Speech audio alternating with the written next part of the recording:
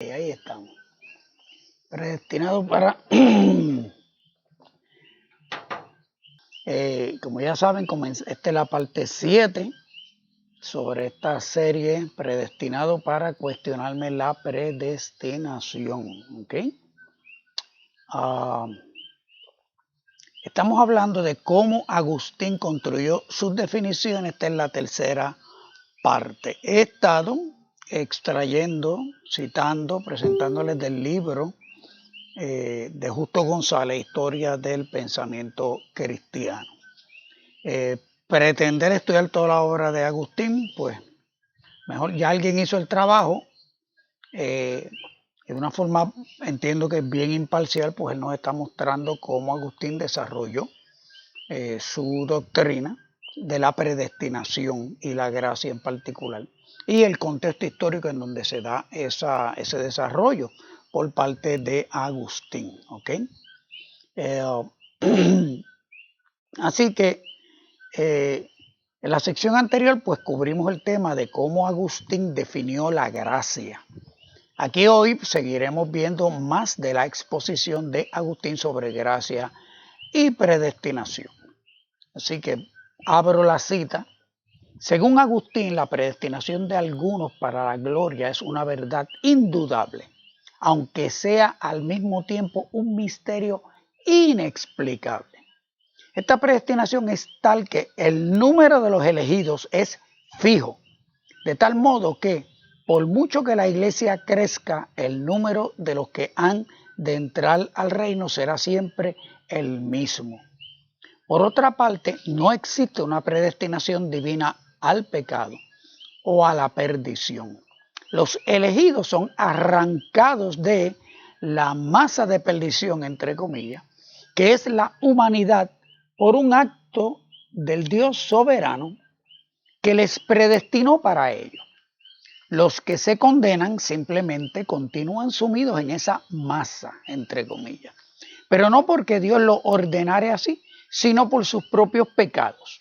La doctrina de Agustín sobre la predestinación no es, repetimos, un intento de conciliar la omnisciencia divina con la libertad humana, sino un intento de dar testimonio de la primacía de Dios en la salvación. Cierra la cita de Justo González. ¿Okay?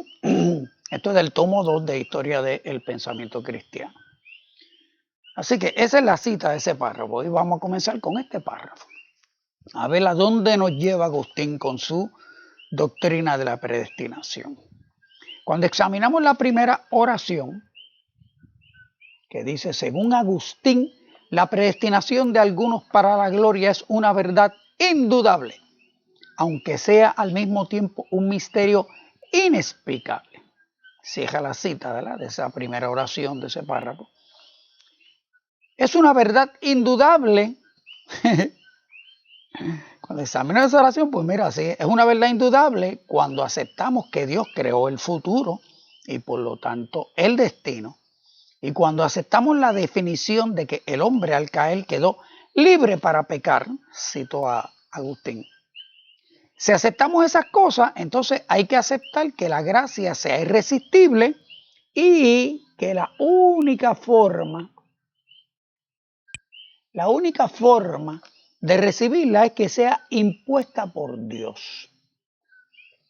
Si vas a las secciones anteriores, en donde ya discutí lo cuestionable de todas esas definiciones, es bien sencillo, pues no aceptar la predestinación como una verdad ineludible, sino como una idea muy racional, producto de una retórica saludable, pero sencillamente cuestionable. ¿Okay? ¿Por qué les digo esto? Porque recuerden que Agustín estudió retórica originalmente. O sea, construir argumentos para convencer. Pues eso era su profesión, esa es su educación, su formación. ¿Okay? Pero en la sección anterior, cuando vimos cómo se va construyendo la gracia, pues se basa todo en que ya se da por sentado que existe el futuro y por lo tanto existe el destino. Y en la segunda sección, cuando empecé a hablar de las definiciones, les dije bien fácil cómo nosotros podemos rechazar la noción de que existe el futuro y por lo tanto de que existe el destino si tú aceptas o partes, das por dado, ¿verdad?, que el futuro existe, y existe porque Dios lo creó. Eso lo vamos a ver después cuando estudiemos la doctrina del calvinista del decreto. Si existe el futuro, pues obviamente esto es una ineludible, esto es una verdad indudable, como dice ahí esa oración. Pero si ya nos cuestionamos todas estas cosas como se las he venido presentando, pues es una verdad que se la podemos dudar, ¿ok? Es dudar, ¿ok? Y es bien cuestionable, ¿ok? En la segunda frase, aunque sea al mismo tiempo un misterio inexplicable. Vemos que reconociendo lo inevitable de las contradicciones y cuestionamientos inevitables que surgen, hay que recurrir al recurso del misterio, que es muy frecuente cuando uno que necesita la predestinación se encuentra con un argumento que no puede refutar. En este caso, lo irrefutable no es que no es coherente el argumento de Agustín, es que el argumento se construye de unas premisas cuestionables desde un punto de vista racional y, como veremos más adelante, desde un punto de vista bíblico cuando aplicamos gramática y hermenéutica a los textos usados por ambos bandos. ¿Okay? Cuando tú arrinconas a los que necesitan la predestinación con argumentos de la palabra que cuestionan categóricamente las posiciones ¿verdad?, de la predestinación. Y, por ejemplo, cuando tú le presentas lo cuestionable del concepto del futuro, y como yo lo he presentado aquí, que lo que hay son futuros, porque Dios no lo ha creado, no existen. Lo que tenemos es la información de los futuros posibles, todos a la vez, están en la mente de Dios, como les expliqué en la segunda sección. Pues cuando ellos se enfrentan con estas cosas y cuando tú los confrontas con definiciones, ¿verdad?, racionales, pues entonces no, lo que pasa es que esto es un misterio. O sea, los misterios de Dios, nosotros no, las criaturas no podemos cuestionarnos. O sea, la vasija no se puede cuestionar al alfarero. ¿Ves? O sea, por más descabellado que nos parezcan las afirmaciones de la predestinación, en este caso hechas por Agustín, por más irracionables que nos parezcan, resulta que no, nosotros las tienes que aceptar porque son misterios de Dios. Bueno, ok. Y es que el argumento es racional cuando tú lo estudias, ves la construcción. Chévere, está bueno, sí. O sea, de A, pues llegamos a B, de B llegamos a C, por lo tanto A igual a C. Sí, eso está muy lógico. El problema es que la premisa es falsa. Porque la premisa es que ya existe un destino, ya sea porque Dios lo creó así o porque Dios ordenó todo lo que iba a acontecer en el devenir del universo. Bueno, esa premisa es falsa. Yo digo que es falsa. Es falsa. Y cuando vayamos a la palabra, pues nos damos cuenta que es falsa. Les he ido dando todas las definiciones de soberanía, preconocimiento, gracia. Y nos hemos dado cuenta que es muy distinto como ellos, o sea, si es como ellos lo definen, entonces sí, su argumento, pues obviamente. Ellos tuvieron que construir esas definiciones para poder sostener la predestinación. No es al revés. ¿Ok? Entonces yo voy al revés. Espérate. La Biblia me define soberanía de otra manera a como esta gente me la... Por lo tanto, no se justifica pretender que Dios actuó de una manera específica para que concuerde con esa definición. No. Porque, por ejemplo, yo les he dicho a ustedes que en la Biblia yo no veo mi concepto de la soberanía de Dios, como yo lo veo desde Génesis y Apocalipsis, no es un Dios que está maniática y compulsivamente ejerciendo su voluntad en cada lugar, en cada momento del universo. Porque si eso es así, eso se parece al panteísmo. ¿Okay? Si por otro lado Dios en su soberanía programó todo, creó todo, pasado, presente y futuro, todo el acontecer del universo. Ya Él lo creó y se sentó a mirarlo. Oye, eso es deísmo. Eso es deísmo, no pare más, esa es la definición. En cualquier liga. Pero estas personas, cuando tú los confrontas, no, es que esto es un misterio inexplicable. Claro que es inexplicable. Para ustedes es inexplicable, pero para mí yo lo explico lo más bien, ¿ok? El misterio inexplicable casi siempre va a ser tener que explicar cómo un Dios que creó todo el acontecer del universo, creó unos seres para que lo desobedecieran y cayeran en un estado de perdición que ese Dios creó, para luego escoger a algunos para salvarlo. Pero escogió o decretó que aquellos que quedaron libres para pecar, citando a Agustín, se condenaran por la maldad que libremente escogieron, entre comillas, y explicar cómo ese Dios que libre y soberanamente escogió a unos sí y a otros no. Explicar cómo no es responsable de que unos se salven y otros no se salven. Ese es el misterio inexplicable. Claro, si se aceptan todas las definiciones de soberanía, preconocimiento, gracia, libertad, responsabilidad como se definen, pues no hay ningún misterio que explicar. Dios hace lo que le da la gana con sus criaturas y las criaturas malagradecidas y rebeldes no tienen por qué cuestionarse la sabiduría de ese Dios. Ese es el misterio inexplicable. Así lo resume Pedrito Catacumba. Mira, una vasija que se cuestiona al alfarero. Me cuestiona el alfarero que me presentan mis queridos hermanos que necesitan la predestinación. ¿Okay? Ese es el misterio inexplicable. ¿Okay? O sea, porque a la hora de fijar responsabilidades por las acciones, Dios es responsable de todo, pero ellos te van a decir que no. Se dan contra el piso que no. Dios no es responsable.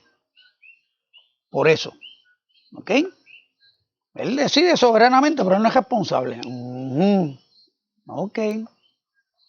O sea, tú compraste unos peces, los echaste en tu pecera, la llenaste de agua, y lo que le pasa a esos peces, si viven saludables o se mueren en las próximas 3 horas, ¿sabes? Y tú decir que los peces son responsables de ahogarse, porque tú no le prendiste el filtro del agua. O los peces escogieron morirse de hambre porque tú no le echaste comida, pero ellos escogieron morirse por su condición de peces. ¿Ves? O sea, es bien absurdo, pero bueno, a ver, ese no es el mejor ejemplo, lo sé. Okay. Seguimos ahora citando del texto de Justo González. Esta predestinación es tal que el número de los elegidos es fijo, de tal modo que por mucho que la iglesia crezca, el número de los que han de entrar al reino será siempre el mismo, cierro la cita. Si están viendo la pantalla, está en coloradito, ¿ok? Les dije en la sección anterior que Agustín tenía unas conclusiones más descabelladas. Les dije al principio de esta serie que teníamos que usar honestidad intelectual. Que eso es lo que a veces los que necesitan la predestinación, los calvinistas, militantes, proselitistas y rabiosos, pues mira, o sea, no son honestos intelectualmente. Esta declaración es un ejemplo. Las definiciones te llevan a esto. Los que se van a salvar ya están. Están desde antes de la fundación del mundo, ya está el número. O sea, el corito ese que cantamos, Juan vio el número de los redimidos, es un disparate en mi teología. En la teología calvinista es perfecto, mírenlo aquí, Agustín lo acaba de decir. El número es fijo. Punto. Ya están. Yo digo, voy a coger 1 millón. Pues ya, sí, 1 millón. Si tú tuviste la suerte de caerte en el millón, fantástico. Si fuiste el millón 001, te chavaste. No tienes break. No tienes break. Dios te dejó afuera por su justa soberanía. pero tú eres responsable, acuérdate. Ok, seguimos. Tienen la osadía de decir, por mucho que la iglesia crezca, el número de los que han de entrar al reino será siempre el mismo. ¿Cuál es la consecuencia intelectualmente honesta a la cual tenemos que llegar con esto? Pues mire, primero, por más que predique, los que se van a salvar ya están. Esa es la primera, ¿verdad? Segundo, Cristo murió por un número determinado de personas. Por lo tanto, en donde quiera que lees que Cristo murió por todos, son todos los elegidos. Todos los pasajes que hablan de que Cristo murió por todos, no, es todos los elegidos. ¿Ok? Cristo no murió por los que se perdieron, los que Dios destinó para que se perdieran. Cristo no murió por ellos. Cristo vino a morir exclusivamente por los que Dios escogió. ¿Ok? Otra conclusión que tenemos que llegar. No te tienes que preocupar por si le predicas a un elegido o no. Pues el Espíritu Santo te dirigirá a predicarle a los escogidos para que no pierdas el tiempo. Porque Dios está en control de todo. Y el Espíritu Santo es Dios. Así que, ¿para qué el Espíritu Santo te va a poner a predicarle a los que no son escogidos? No tiene sentido. Otra conclusión inevitable a la que tenemos que llegar a base de esa aseveración de Agustín. No te tienes que preocupar si el mundo se entera de este plan maravilloso de la sabiduría inescrutable de Dios. Los que se escandalizan por un plan así y se oponen, ya escogieron perderse y su libertad de pecar, citando a Agustín, es la que impide que puedan concebir la sabiduría y la justicia de Dios en no haberlos escogido para salvarse.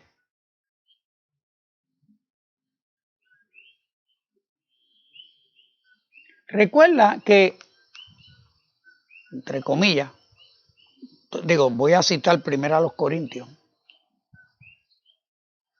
1, y se me perdió el texto, pero está en el capítulo 1 de primero a los Corintios, tengo que corregir eso. La palabra de la cruz es locura a los que se pierden, pero a los que se salvan, esto es a nosotros, es poder de Dios.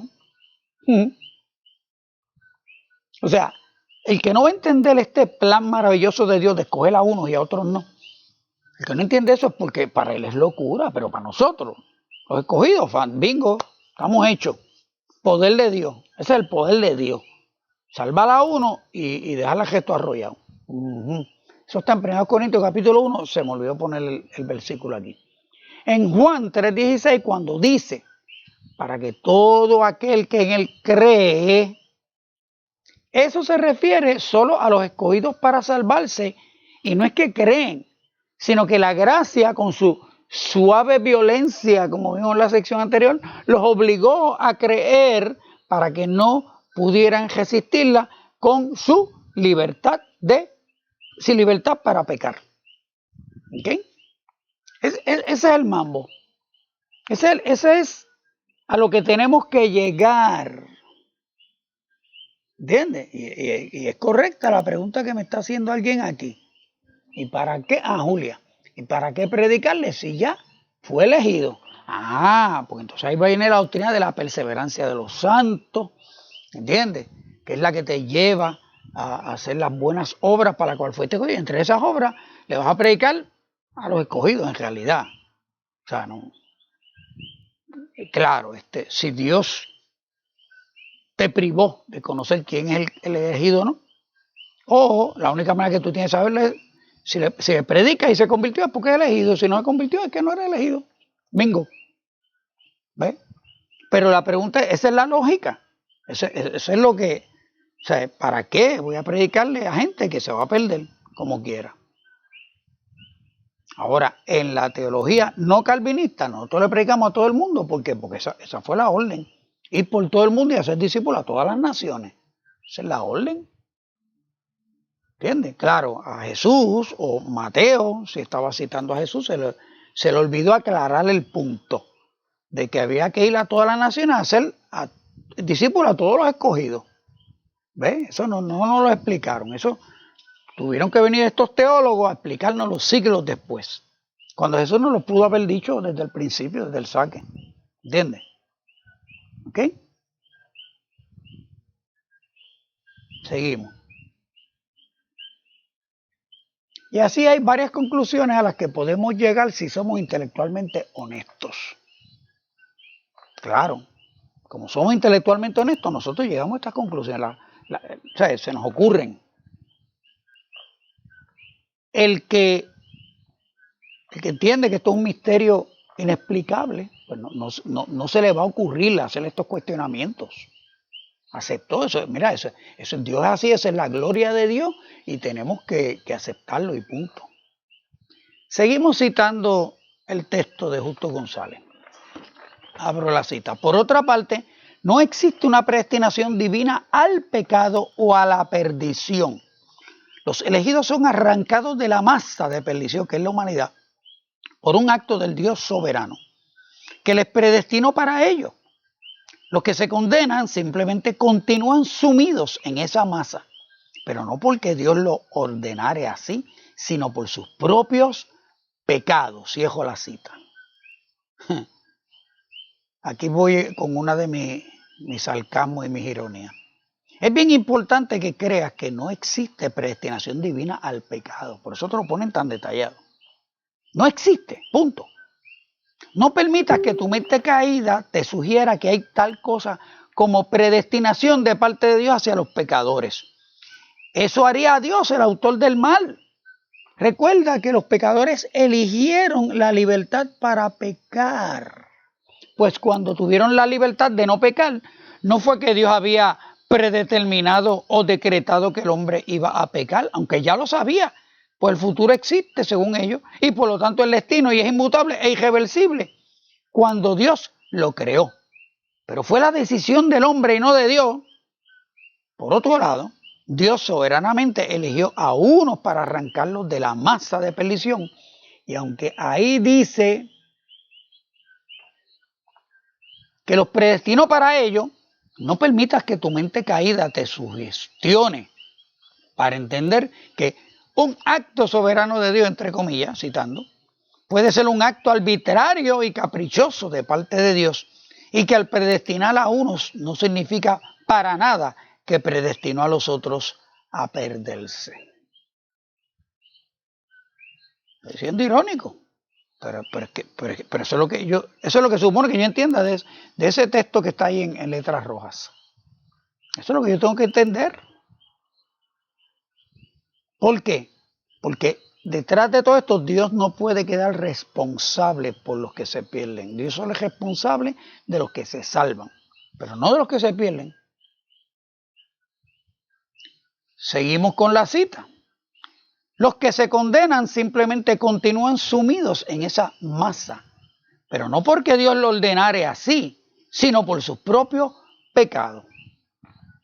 En otras palabras, ¿qué tenemos que entender de eso? Dios ordena la salvación de unos, entre paréntesis, sin razón o mérito alguno en esos que eligió. Pero no significa que ordenó la condenación de los que se condenan, pues estos, aunque no eligieron quedarse en sus pecados son el mérito para no haber sido predestinados. No te fijes que los elegidos tampoco hicieron alguna elección para cambiar su estatus. Eso es simplemente así. Y subrayo esa palabra simplemente porque es la que está en la oración arriba. Los que se condenan simplemente continúan sumidos en esa masa. O sea, esto es sencillito. Esto es simple. Eso, o sea, tienes que entenderlo. 2 más 2 es 4. ¿Ves? Te están diciendo que los que se condenan, pues se condenaron. No porque Dios no los eligió, es porque ellos se quedaron en sus pecados, por sus propios pecados. Está bueno eso. No se te debe ocurrir que cuando Dios ordena sacar a algunos de la masa de perdición, esa orden sea la misma que ordena que se queden en la masa los que se quedan. ¿Me siguen? Eso no se te puede ocurrir a ti. Esa lógica mundana que a ti te han dado, esta cultura perdida, caída, esta humanidad rebelde contra Dios, te enseñó a pensar de esa manera. O sea, si Dios sacó a uno, pues Dios es responsable de los que sacó, pero también va a ser responsable de los que se quedó, porque como no depende de ellos para nada, ni de los que se sacan, ni de los que se quedan. Nos han dicho que no, eso no hay mérito, no hay nada en ellos para hacer la diferencia. Eso fue, Dios cejó los ojos y tiró el cuchillo y cortó por ahí. Pero Dios no es responsable. Bueno, no se te debe ocurrir que cuando Dios ordena sacar a algunos de la masa de perdición, esa orden sea la misma que ordena que se queden en la masa los que se quedan. El Dios soberano, que luego te presentan como que nada ocurre en el universo fuera de su control, soberanamente ordena sacar a unos de la masa de perdición, pero no está bajo su control lo que le pase a los que no fueron incluidos en la orden. O sea, está bajo el control de Dios la salvación de los elegidos por Él, pero no está bajo el control de Dios el destino de los que no eligió. ¿Entendiste? Simplemente es un misterio. Si no te cuadra es porque eso es un misterio inexplicable. Así de sencillo es. Si no lo entiendes, es porque es un misterio inexplicable. Seguimos la cita.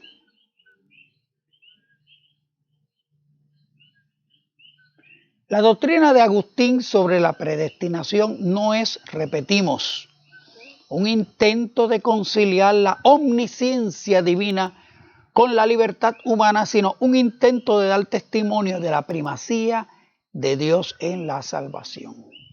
Ok.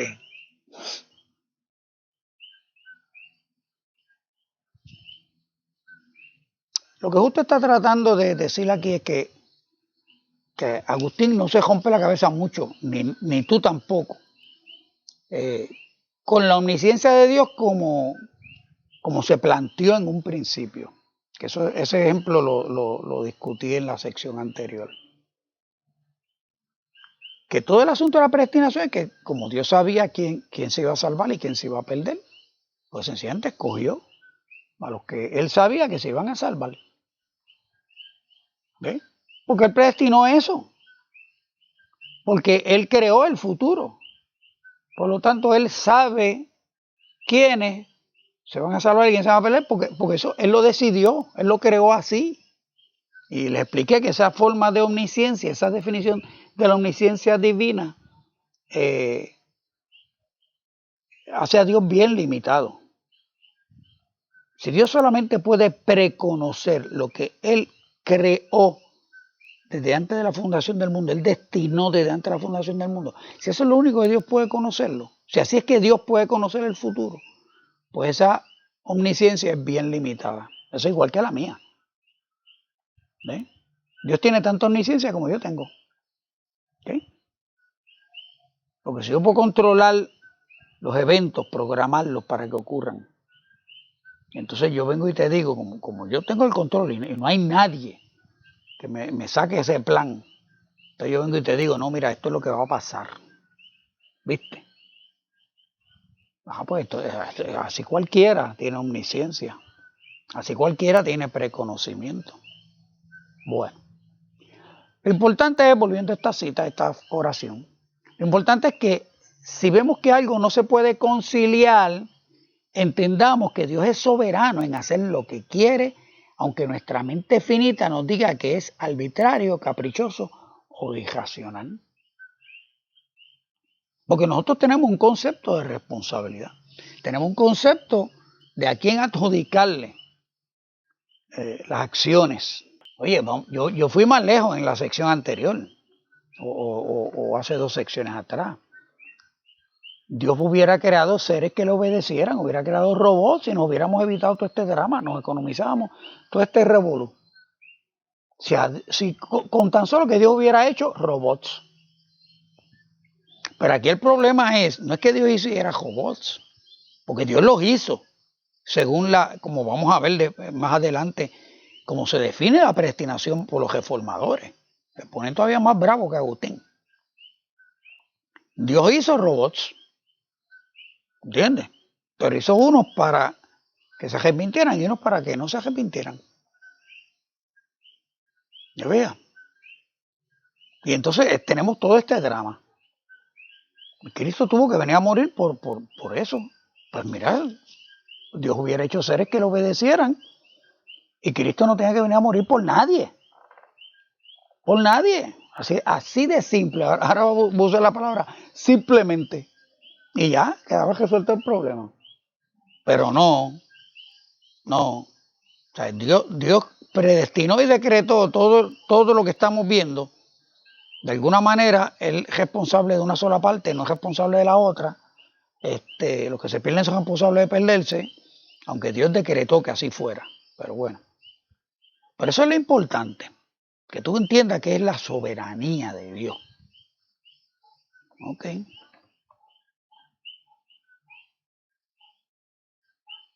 Seguimos con Justo González. Este sistema agustiniano de la gracia y la predestinación ha dado lugar a largas controversias, la primera de las cuales comenzó en tiempo del propio Agustín, según veremos en el próximo capítulo. No podemos discutir aquí cada una de estas controversias, que irán apareciendo según nuestra historia se vaya desdoblando. Debemos señalar, sin embargo, que los reformadores protestantes del siglo XVI creyeron ver en el santo de Hipona un defensor de sus doctrinas. En esto tenían alguna razón, pero también se equivocaban en parte. No cabe duda de que el énfasis de Agustín sobre la prioridad de la acción divina en la salvación, así como buena parte de su doctrina de la predestinación, concuerdan con el pensamiento de los reformadores. ¿Sí? Porque detrás de todo esto la predestinación, la justificación, o sea, para justificar lo irracional de la predestinación, lo que no nos hace sentido a nosotros, la mente finita, ¿verdad? Las vasijas que nos cuestionamos al alfarero.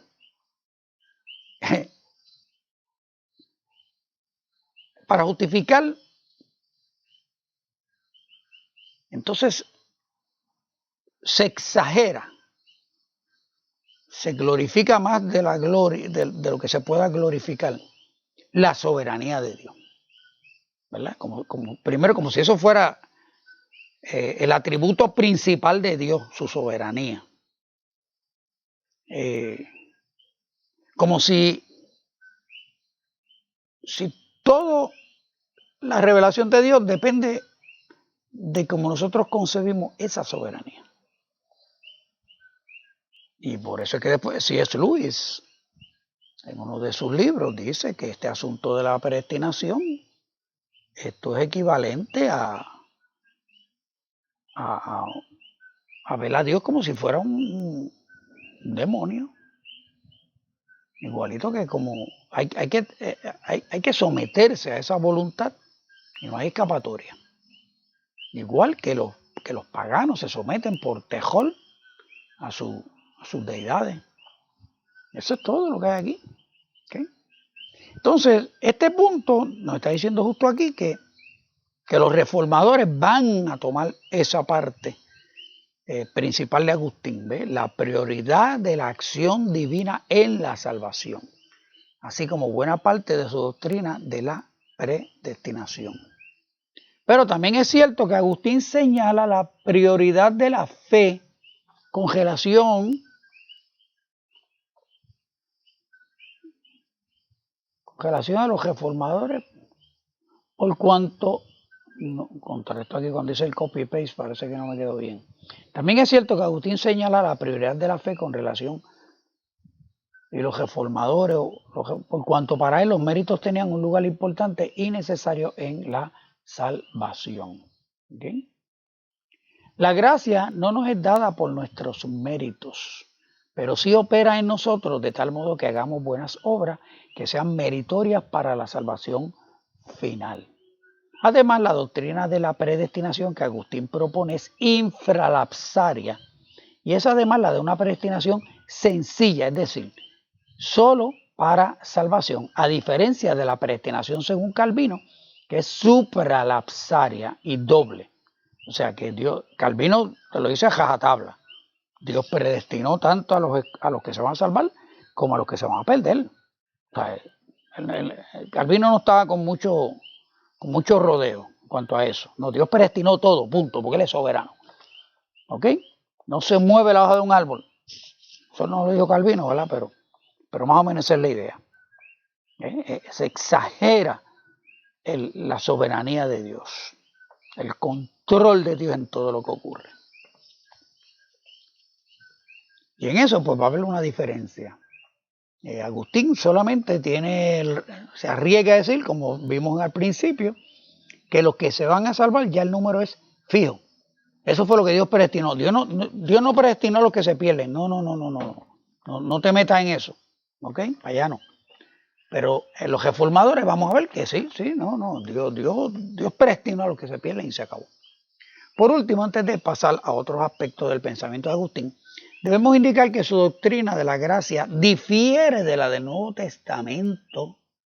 Es Justo González cuestionando, ¿verdad?, esta parte de Agustín.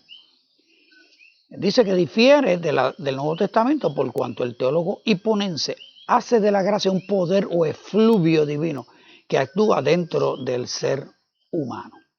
¿Ve? La suave violencia que vimos en la sección pasada, ¿verdad? La gracia es como una influencia de Dios, una energía de Dios que empieza a operar en la persona. Bueno, pues ¿por qué eso no es así en el Nuevo Testamento? En el Nuevo Testamento la gracia es una actitud por parte de Dios, su amor y su perdón. Es el don inmerecido de parte de Dios. ¿Ok?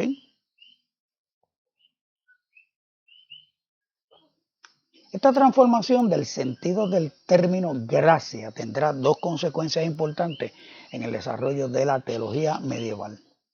En primer lugar, se plantea la cuestión de la relación entre la gracia y el Espíritu Santo, pues esta gracia concebida a modo de efluvio o poder parece usurpar algunas de las funciones tradicionalmente atribuidas a la tercera persona de la Trinidad.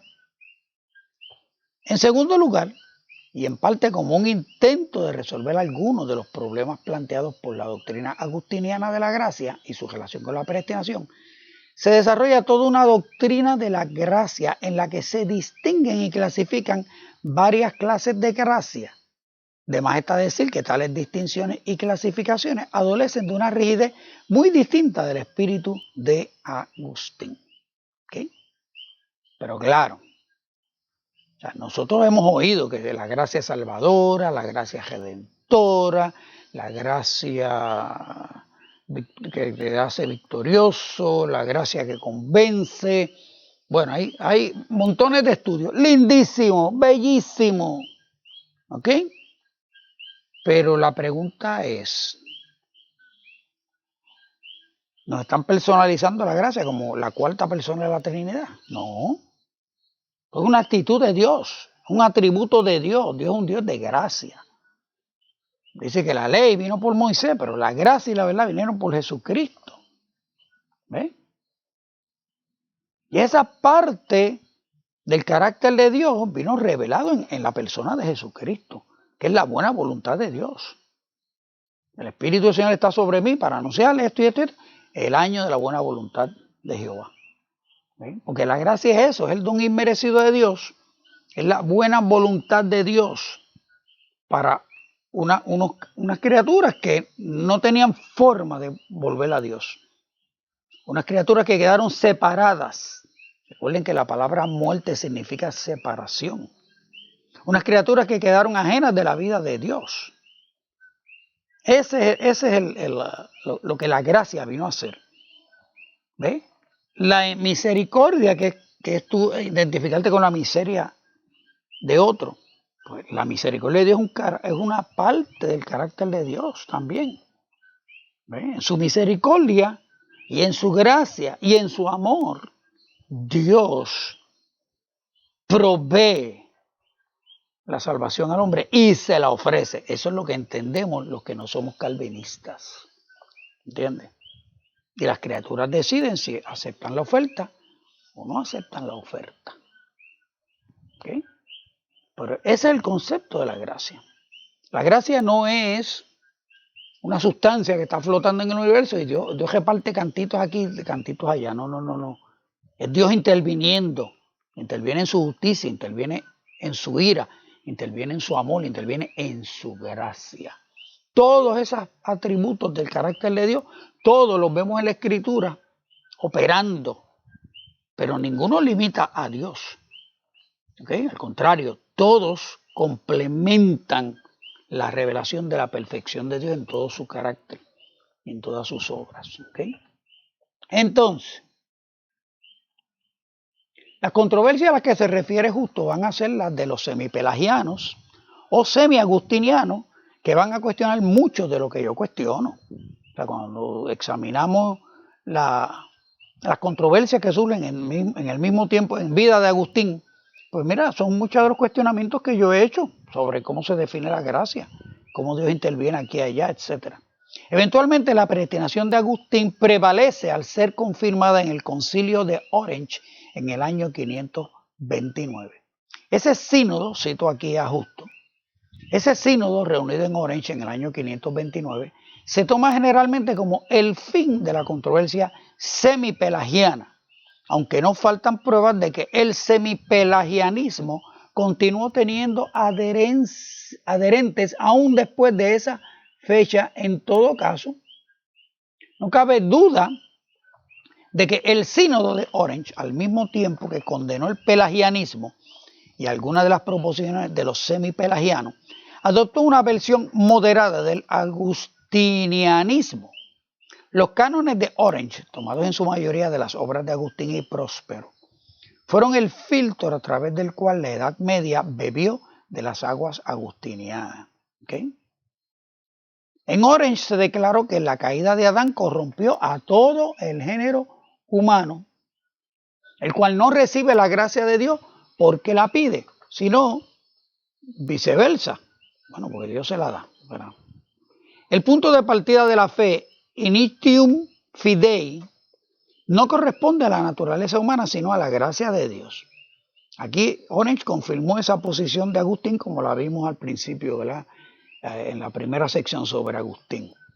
¿Okay? Que el hombre es incapaz de tomar ese paso que lo lleva a la gracia, por lo tanto Dios tiene que imponerle la gracia. Porque la libertad de pecar, citando a Agustín, no le va a permitir al hombre ponerse en la posición para recibir la gracia. Por lo tanto, esa fe no existe. Es la gracia de Dios operando en el hombre. El libre albedrío por sí solo es incapaz de llevar a persona alguna a la gracia del bautismo, ya que ese mismo libre albedrío que ha sido corrompido por el pecado solo puede ser restaurado por la gracia del bautismo. Adán abandonó su estado original por su propia iniquidad. Los fieles dejan su estado de iniquidad por la gracia de Dios. La fortaleza cristiana no se basa en la voluntad de nuestro albedrío, sino en el Espíritu Santo que nos es dado. La gracia no se basa en mérito alguno, y solo por ella el humano es capaz de hacer el bien, pues todo lo que tiene aparte de ella es miseria y pecado. Por otra parte, esto no quiere decir que persona alguna haya sido predestinada para el mal. Doctrina esta que el sínodo anatematiza. ¿Ok? Porque alguna gente dijeron, no, Dios predestinó gente para el mal. No, anatema. Prohibido, eso no se puede pensar, no al lugar. No sé, que no se te ocurre, esa es tu mente caída la que llega a esa conclusión. Por el contrario, todos los bautizados con la ayuda de Cristo pueden llegar a la salvación. No sería justo decir ni dar la impresión de que el sínodo de Orange constituyó un triunfo para el semipelagianismo, ya que doctrinas tales como la del carácter humano del initium fidei fueron categóricamente rechazadas. O sea que básicamente el Concilio de Orange pues certificó, validó la teología de Agustín. Eso va a influenciar durante toda la Edad Media.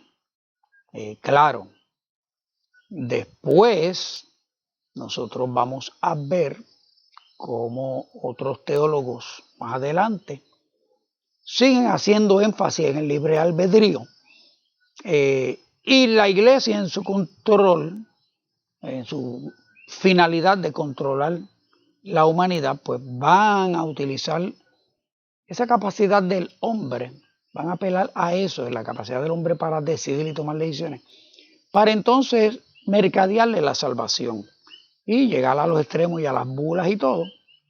Y por eso cuando viene la reforma, una de las cosas que va a hacer la reforma es pasarle el jolo al libre albedrío, volver otra vez a darle a Dios la primacía, la soberanía de todo, sin hacerlo responsable.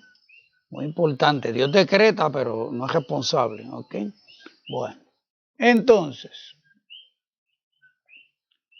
esa es la situación que tenemos aquí con esta gente, con la doctrina de Agustín, ¿ok? La conclusión, la forma en que está presentada esa doctrina, pues mira, el mismo Agustín te resume. El número de los que se salvan ya está fijo. Bueno, hay gente que necesita creer eso. Hay gente que su experiencia cristiana se realiza, se culmina, ¿entiendes? Cuando hay gente que entra en una paz increíble cuando saben que el número es fijo y da la casualidad, bueno, no la casualidad, la soberanía de Dios en su gracia que me escogió. Hay gente que eso les trae una paz tremenda, tremenda. A mí, yo no necesito esa creencia, nunca se me hubiera ocurrido. Pero bueno, eso es lo que tenemos aquí con Agustín, ¿ok? No vamos a abundar más en Agustín, ya la semana que viene vamos a comenzar de lleno con los reformadores. Cómo plantearon los reformadores, reconstruyen otra vez, pero entonces todavía más radical, añaden nuevos elementos, sistematizan mejor el asunto de la predestinación. Y básicamente, por eso vemos que todas las iglesias llamadas reformadas creen en la predestinación. Luego en el siglo XX, pues tenemos la variación de salvo siempre salvo. Que los que, como quien dice, es una oferta para, porque hay unos puntos del calvinismo que, ¿verdad?, que hay gente que no se los traga, pero quieren tener una seguridad de salvación, pues entonces ahí viene la doctrina de salvo siempre salvo, ¿ok? Así que esta parte de que la doctrina de Agustín sobre la predestinación no es, repetimos, un intento de conciliar la omnisciencia divina con la libertad humana. No, ¿para qué? Si ya desde un principio le pasaron el jolo a tantas cosas, definiendo más la omnisciencia de Dios y entonces definiendo la libertad humana como la libertad para pecar, que como les dije es un disparate. Pero bueno, pero aquí entonces es un intento de dar testimonio de la primacía de Dios en la salvación. Eso es lo importante, que Dios quede exaltado y glorificado. ¿Okay? Por más irracional, arbitraria o caprichosa que nos parezcan las decisiones de ese Dios. Así que aquí lo dejamos por hoy. Vamos a, gracias a los hermanos que siempre me están ayudando. Recuerden, pueden donar en la página pedrohrodriguez.com. Cuando llegue a la parte de enseñanzas, ahí tienes el botoncito para donar a mi cuenta de PayPal. Puedes donar a PayPal. Y entonces, pero por si acaso no saben cómo se maneja eso, pues mi cuenta en PayPal es Pedro Jaya Hipólito con H, sin acento, @hotmail.com.